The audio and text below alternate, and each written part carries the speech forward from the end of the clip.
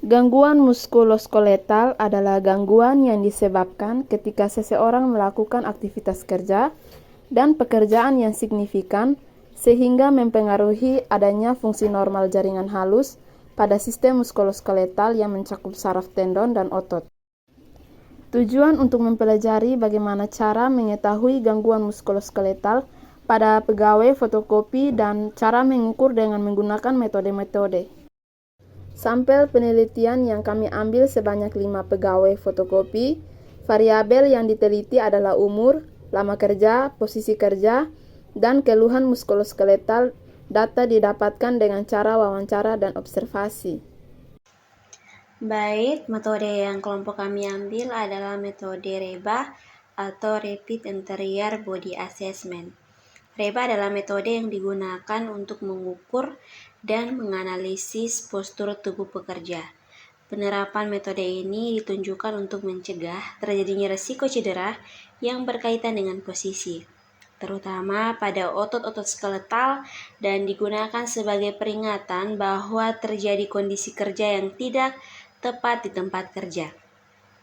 Dengan menggunakan metode REBA, penilaian akan memberikan skor untuk setiap bagian tubuh seperti pergelangan tangan, lengan bawah, siku, bahu, leher, batang tubuh, punggung, kaki, dan lutut.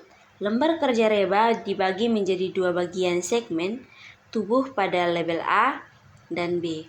Bagian tubuh yang ada pada segmen A, sisi kiri, meliputi leher, batang tubuh, dan kaki, sedangkan pada segmen B atau sisi kanan meliputi lengan dan pergelangan tangan.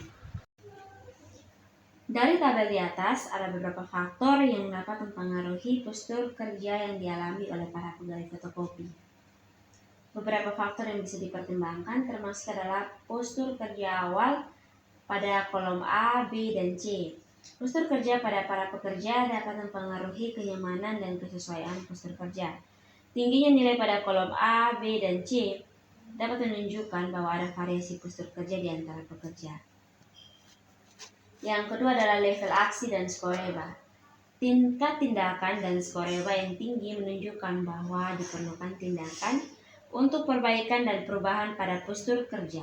Semakin tinggi skor REBA, semakin besar risiko potensial terhadap kesehatan pekerja. Yang ketiga adalah level risiko dan aksi.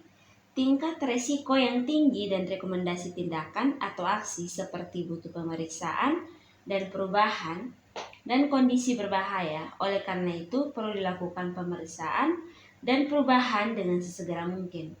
Hal ini dapat menunjukkan bahwa ada potensi masalah serius yang perlu diatasi.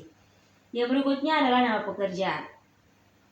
Variasi antara pekerjaan Bapak Sidan, Kak Dani, Bapak Wahyu, Kak Daud, dan Bapak Agus mungkin juga memainkan peran, menunjukkan bahwa ada perbedaan postur kerja di antara mereka.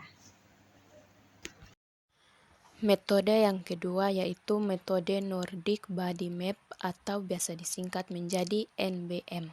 Merupakan metode yang digunakan untuk menilai tingkat keparahan severity atau gangguan pada otot-otot skeletal. Keluhan otot yang dirasakan oleh 5 responden berdasarkan metode NBM yaitu pada otot kaki, punggung, pinggang, dan pergelangan tangan.